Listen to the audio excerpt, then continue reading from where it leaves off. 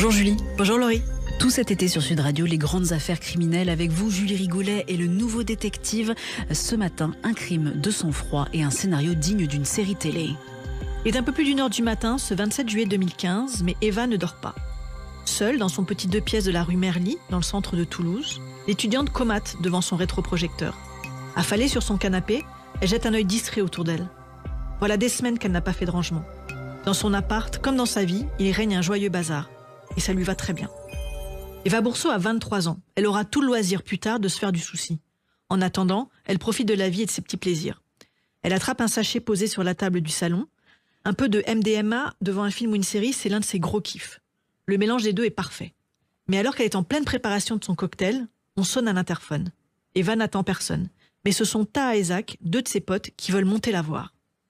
Avec ces deux-là, 2 petits cracks des maths qui visent les grandes écoles, elle sait ce qui l'attend. Peu de sommeil et beaucoup de drogue. Une soirée de plus, en somme, dans la vie d'Eva Bourseau.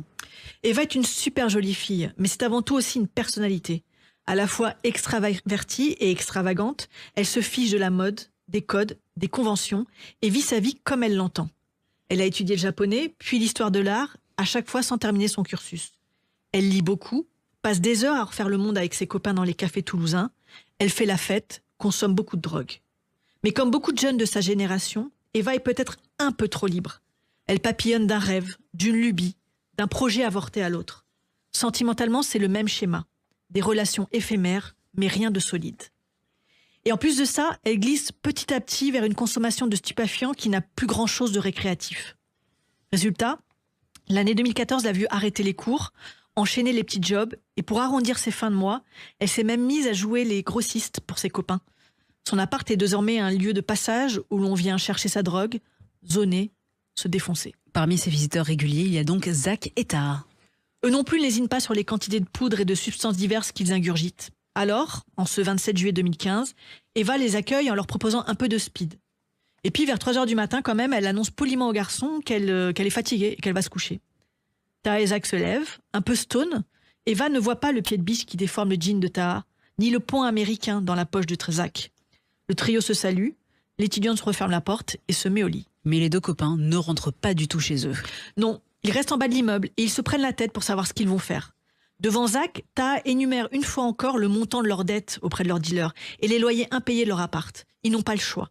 Il faut trouver de l'argent rapidement. Leurs 2 cerveaux n'entrevoient qu'un seul plan, braquer Eva. En réalité, c'est pour ça qu'ils sont venus depuis le début.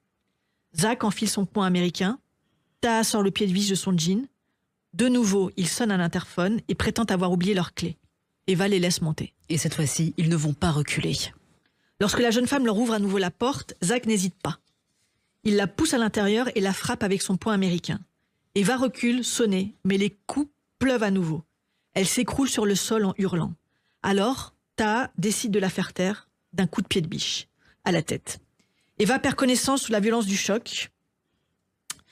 Mais au lieu de l'aider, Zach et Taha se demandent déjà comment ils vont s'y prendre pour faire disparaître son cadavre. Comme ils sont accros aux séries télé, ils ont vu faire ça plein de fois et ils sont persuadés de savoir comment s'y prendre. Appliqués, ils commencent par nettoyer l'appartement à l'eau de javel. Puis, ils embarquent le rétroprojecteur, l'ordinateur, les enceintes et le téléphone. Le poing américain termine dans une poubelle, tandis que le pied de biche est conservé dans l'appartement. Et reste à s'occuper désormais de la partie la plus compliquée, le corps.